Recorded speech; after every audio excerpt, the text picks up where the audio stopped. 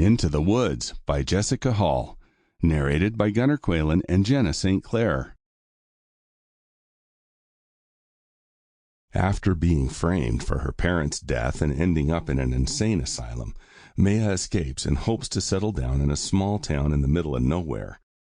The small house seems like the perfect place to bury the ghosts of her past, but sometimes those ghosts refuse to stay dead, and perfect isn't so perfect after all. After meeting her neighbor Drake and the two men who live with him, Maya notices things aren't quite right with the three men. She didn't think her life could get any stranger, but when she notices the animals hunting her, particularly the wolves, Maya finds herself in a never-ending battle to keep them away, much to her landlord and his friends' amusement. Little does she know that those wolves are more than they seem, and so is her landlord. That they aren't just stalking her as prey, but they are hunting their mate. Chapter 1. Maya Point of View. Pulling up out the front of my brick apartment building, he's waiting for me. I can see him lurking in the shadows of the metal stairs that creak under the slightest weight.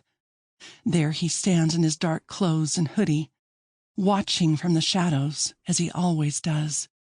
I grip the steering wheel tightly, my knuckles turning white. My breathing is harsh, and I clench my eyes closed, trying to remember what my shrink told me. 1, 2, 3, 4, 5. Opening my eyes, I exhale, relieved this time it worked.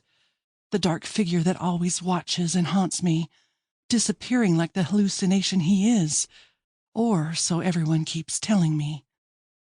Reaching over into the footwell of the passenger seat, I grab my black leather handbag and my work folders before climbing out of the car. Instantly, the hairs on the back of my neck rise, and I glance around anxiously.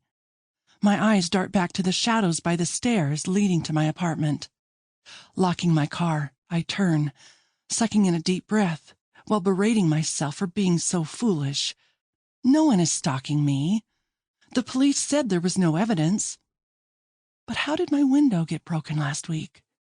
A bird, they had said. But how does that explain the rock sitting on the carpet just inside the window? How do they explain the paint scrapes up the side of my old wrecked car that was driven off the road and killed my twin? Some part of my brain wants to believe I'm crazy, because the possibility of him being real is even more petrifying. Clutching the strap of my handbag, I jog across to the stairwell. Sample complete. Ready to continue?